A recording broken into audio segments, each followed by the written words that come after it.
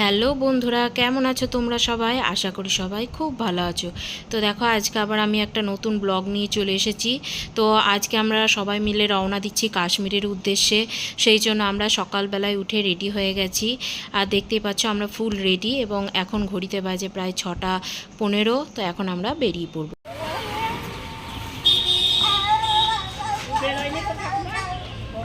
ঘরে আছে, এই চলে আসবে এক্ষুনি।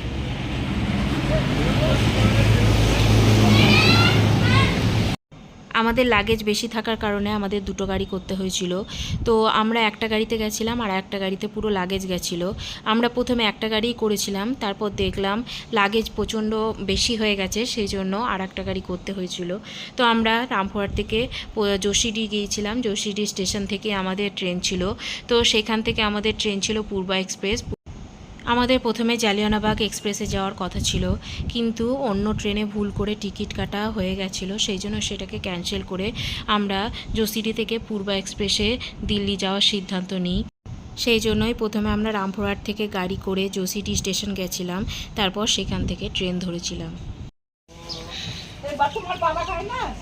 বাপি খাবে তো চা?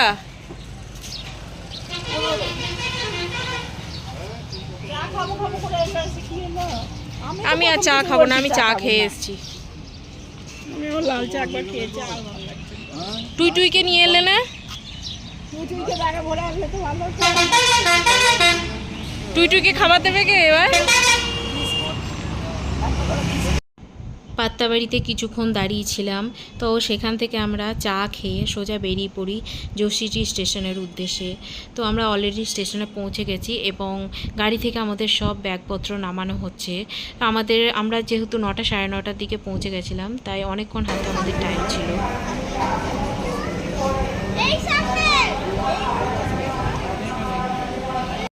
আর সেদিনকে প্রচণ্ড পরিমাণে রোদ গরম ছিল, আর দেখতে পাচ্ছ কতটা হাওয়া বইছিল। তাই আমরা এক জায়গায় বসেছিলাম। আমাদের হাতে প্রায় 3 ঘন্টা টাইম ছিল। 3 ঘন্টা পর আমাদের ট্রেন ঢোকে। আমরা ট্রেনে চেপেই খাবার খেতে আরম্ভ করে দিয়েছি, কেননা প্রচণ্ড পরিমাণে খিদে পেয়ে গেছিলো। তো আমরা বাড়ি থেকেই দুপুরের খাবার করে এনেছিলাম। আমি করেছিলাম আলু পোস্তর তরকারি, পটল ভাজা, রুটি, চা আর পাঁপড় ভাজা। আমার মেয়ের জন্য খিচুড়ি, যেহেতু আমার মেয়ে আলু পোস্তর তরকারি খায় না। আর আমার মা করে এনেছিল ভাত, আলু ভাজা আর চাটনি। এগুলো আমার মা করে এনেছিল। রাতের খাবারও একবারও নিয়ে এসেছিলাম, রুটি, আলু ভাজা, মিষ্টি। তো ট্রেনে উঠেই আমরা প্রথমে খাবার খেতে স্টার্ট করে দিয়েছিলাম, কারণ আমাদের প্রচণ্ড পরিমাণে খিদে পেয়ে গেছিলো। আর আমার মেয়ে দেখো এখানে খিচুড়ি খাচ্ছে, কেননা সে খিচুড়ি খেতে প্রচণ্ড ভালোবাসে। সেই জন্য তার জন্য খিচুড়ি আর পাঁপড় ভাজা করে নিয়ে এসেছিলাম। সে আলু পোস্ত একদমই খেতে চায় না। আমাদের খাওয়া দাওয়ার পর এখানে দেখো সবাই মিলে বসে একটু আড্ডা মারছিলাম। তো আমার মেয়ে এখানে ছিল না, আমার মেয়ে ছিল আমার মায়ের কাছে। দেখি হাসি, দেখি তোমার।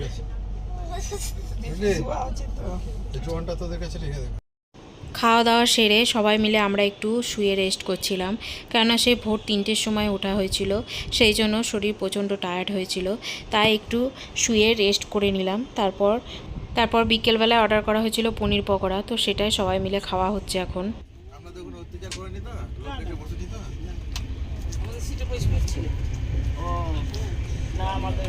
কম্বলটা গায়ে নিয়ে নেবেন। না না, যখন শোবেন হ্যাঁ রাতে একটু খেয়াল রাখবেন, কিন্তু চেন তালা। হ্যাঁ, বারে বারে কেবল দেখতে দেখতে আমরা বক্সার পৌঁছে গেছি।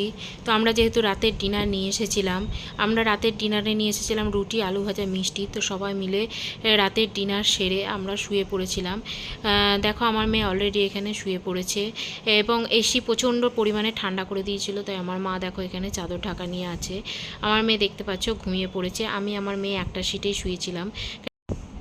আমার মেয়ের টিকিট কাটা হয়েছিল, এবং তার একটা সিটও ছিল এক্সট্রা, কিন্তু আমি তাকে একা ছাড়তে খুব ভয় লাগছিল, সেই জন্য আমি তাকে আমার সঙ্গেই নিয়ে শুয়েছিলাম। তো দেখো অলরেডি সকাল হয়ে গেছে। আমাদের ট্রেন ঢোকার কথা ছিল 6টার সময়, কিন্তু আমাদের ট্রেন লেট থাকার কারণে সেটা ঢুকেছে প্রায় 7:30টার দিকে। ঘুম থেকে উঠে ফ্রেশ হয়ে আগে চা নিয়ে বসে পড়েছি, কেননা চা ছাড়া মনে হয় সকালটা অসম্পূর্ণ, তাই চা দিয়ে সকালটা শুরু করেছি। আর কিছুক্ষণের মধ্যেই আমাদের ট্রেন দিল্লি পৌঁছে যাবে। তো দিল্লি থেকে আবার আমরা জালিয়ানাবাগ এক্সপ্রেস ধরবো, যেটা আমরা মিস করে দিয়েছিলাম। সেই ট্রেনটাতে করেই আবার আমরা অমৃতসর যাব। তো চোখ মুখের অবস্থা দেখো, সারাদিন জার্নি করে পুরো টায়ার্ড হয়ে গেছি। এবার দেখো আমাদের নামার পাড়া, লাগেজগুলো পুরো বের করে নিয়েছি। তো দিল্লি স্টেশন ঢোকার মুখেই লাগেজগুলোকে বার করে সব দরজার সামনে রেখেছি, যাতে নামাতে সুবিধা হয়। এইটা পাপি যমুনা নদী, কালো জল তো একবারে।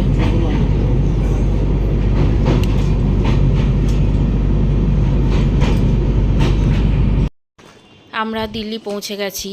তো এটা হচ্ছে নিউ দিল্লি। নিউ দিল্লি থেকে আবার আমাদেরকে গাড়ি করে ওল্ড দিল্লিতে যেতে হবে। তো সেখান থেকে আমাদেরকে জালিয়ানাবাগ ট্রেনটা ধরতে হবে।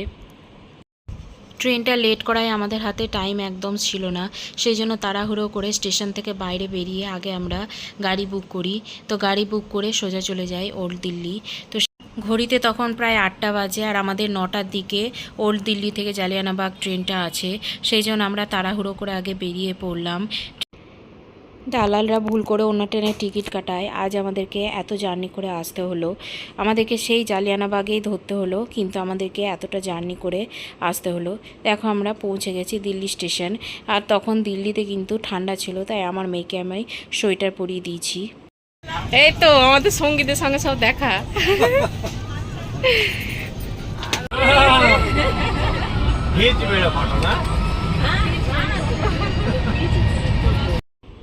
আমরা ট্রেনটা লাকিলি পেয়ে গেছি। তো এই ট্রেনে আমরা প্রথমে এসিতে টিকিট কাটার চেষ্টা করেছিলাম, কিন্তু টিকিট অ্যাভেলেবেল ছিল না। সেই জন্য আমাদের বাধ্য হয়ে স্লিপারেই টিকিট নিতে হয়েছিল। তো এবার আমাদের সোজা অমৃতসর যাওয়ার পালা। অমৃতসর যেতে প্রায় 5 থেকে 6 ঘন্টা লাগবে। আজকের ভিডিওটা এখানেই রাখছি। দেখা হচ্ছে আবার একটা নতুন ভিডিও নিয়ে। তোমাদের ভিডিওটা কেমন লাগলো অবশ্যই কমেন্ট করে জানিও। পারলে চ্যানেলটিকে লাইক ও সাবস্ক্রাইব করে দিও। Bye bye.